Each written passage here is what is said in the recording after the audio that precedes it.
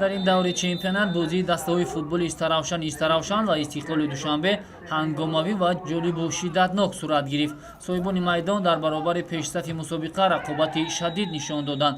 клуби шаҳри Душанбе дар ин мавсим танҳо як мусовӣ дораду дигар бозиҳоро бо ғалаба ҷамъбаст намудааст. ҳамчунин дар давоми 5 даври охир даста ба дарвозааш гол сар надода буд. ин кор ба бозингари навтулӯи дастаи Истаравшан Салам Ашурмаҳмадов муяссар шуд. дар дақиқаи 23-юми рақобат аз як вазъияти мусоиди голзанӣ истифода карду тӯбро вориду тури дарвозаи дастаи Истиқлол сохт. то охири қисми аввали дидор соҳибони майдон нагузоштанд то Истиқлол ба задани голи ҷавобӣ даст биёбад. ҳарчанд бошгоҳи душанбегӣ имкон дошт ки дар дақиқаҳои охири пайти аввал таносубро баробар созад. зарбаи ҷаримавии 11-метраро ки Манучер Ҷалилов иҷро намуд, дарвозабони мизбонон Беҳрӯз Хайриев баргардонид. дар қисми дуюми рақобат билохира Истиқлол ҳисобро баробар намуд. дар дақиқаи 59-уми бозӣ ҷониби дарвозаи Истаравшан боз пеналти таъин карда шуд.